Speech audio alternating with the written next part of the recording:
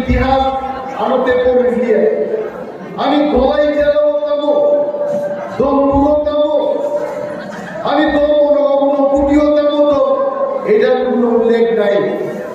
নরক যারা টিআইএসএফটি লিডার লোক নরক মনসুবি নাই, যিনি ইতিহাস যিনি তোমাকে জানবে, যিনি কুমারী ঘুরিও চিনিছে দুসার গল্প শাসিব আগে চিনি রাজা দন্দানি আগে চিনি রাজা দন্দ মানিক নিয়ে আমারও হাইকা বুমা যদি বড়তায় গল্প সায়াকে চিনি ইতিহাস কমাই থাকবো তিনি বাদে তিনি বড় দিবস উপলক্ষে যে অনুষ্ঠান, এই অনুষ্ঠানে আমি বলতে চাইব বড় দিবস পালন করলেই হবে না, বড় মাস সিনাই বড় মাস সানাই বড়তাই মা ফুরিনাই 45 বছর থেকে জানবো স্ক্রিপ্ট নতেই রাজনীতি করবো। কেউ বলে বাংলায় লিখতে হবে, কেউ বলে দেবনাগরীতে লিখতে হবে, কেউ বলে রোমান স্ক্রিপ্টে লিখতে হবে। এই বিষয়টাকে খতিয়ে দেখার জন্য বামফ্রন্ট সরকার যখন পবিত্র সরকার ভাষা কমিশন গাইছে এবং পবিত্র সরকার নিজেই বলেছে যে বড়কে রোমান স্ক্রিপ্টে লেখা হোক, তারপরেও আজ অব্দি বড় কে কোন স্ক্রিপ্টে লিখবে আমার পর্যন্ত ঠিক নেই।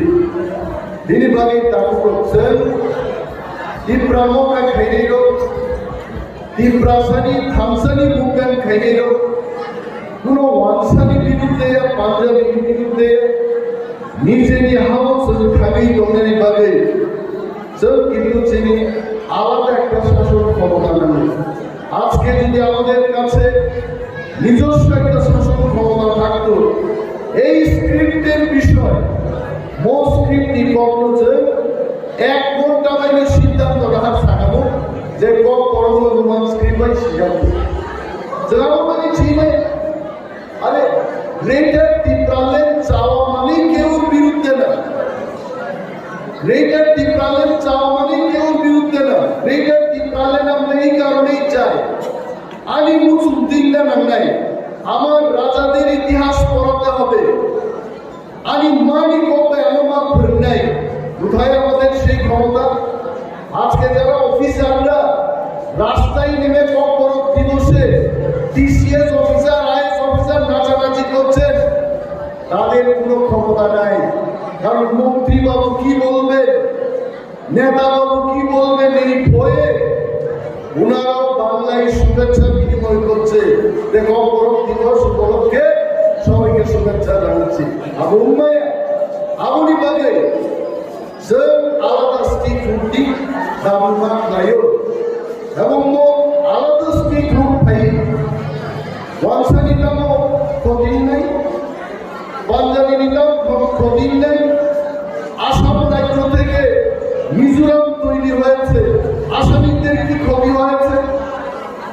মেঘালয় রাজ্য আসামি থেকে আসামি নিতাম ক্ষতিকা, আর ত্রিপুরা রাজ্য থেকে গ্রেটার ত্রিপুরালেন হলে গোয়ার মানুষের কি ক্ষতি হবে, আগরতলার মানুষের কি ক্ষতি হবে? বলছেন দাম বুঝি নাই। বাঙালিরাও সোনাতলা বাজারে বাজার করতে যাবে, দেববর্মা জমা দিয়ে সেখানে যাবেন, একই বাজার থাকবে। কিন্তু কেন্দ্রীয় সরকার থেকে 2টা রাজ্য শনাক্ত করা হবে, কেন্দ্রীয় সরকার টাকা দেবে আলাদা করে। এই হচ্ছে ব্যাপার। মাস্টার মশাই এখানে বসে আছেন, আপনাদের সামনেই বলছি 731 জন গ্রাজুয়েট টিচার নিয়োগ হয়েছে এই কয়েকদিন আগে। যিনি এসটি নিন একটা এসটি নিয়োগ হয়ে গেছে এখানে, কেন প্রশ্ন যাও কিন্তু প্রশ্ন জাগে। আমাদের ছেলেরা পুনেতে গিয়ে পড়াশোনা করছে, দিল্লিতে গিয়ে পড়াশোনা করছে, ফার্স্ট ডিভিশন 80% 90% পেয়ে তারা পাস করছে। একটা এসটি চেরাই গ্রাজুয়েট টিচার ক্লাস 6 থেকে ক্লাস 8 দিবারি যে নিয়োগ খাইবানি একজন যিনি ত্রিপুরাসহ কারো চাকরি বাড়ি এসটি নিয়োগ থাকায় তাহলে খাবো। তার মানে যিনি খালি যদি ক্ষমতা নয় আমরা এডিসিতে দেখেছি, এডিসি যদিও ত্রিপ্রাসাদের জন্য গঠন হয়েছে, আজকের এডিসিতে প্রায় 40-45% কর্মচারী যারা ত্রিপ্রাসাদা, বিশেষভাবে বাঙালি অংশের মানুষরা চাকরি করছেন।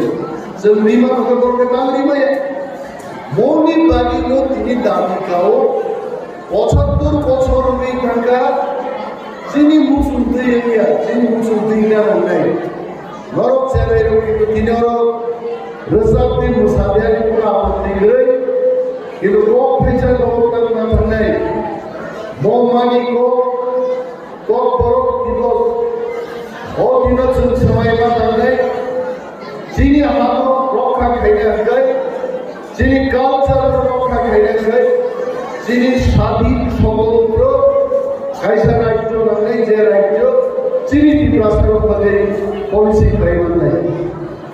এবং আজকে এই দিনটাতে আমাদের একজন ওয়ারিয়ার প্রণজিৎ সূত্র সুরমা বিধানসভা কেন্দ্রে মমতার জায়গা, আমি তার পরিবার পরিজনদের প্রতি গভীর শোক প্রকাশ করছি এবং এই দুঃখজনক নিন্দনীয় ঘটনার তদন্ত হোক, যে কেউই সরকারে থাকুক, ত্রিপুরার একজন বড় বাহিনী তিনি ডেলি কোথাও জানি তখনই রেপ খাই তখনই মনি বিরুদ্ধেও ছাত্র যুবক যৌথ বাল্মীর হয়ে এই অপশাসনের বিরুদ্ধেও সংগ্রাম রাখাই নাই।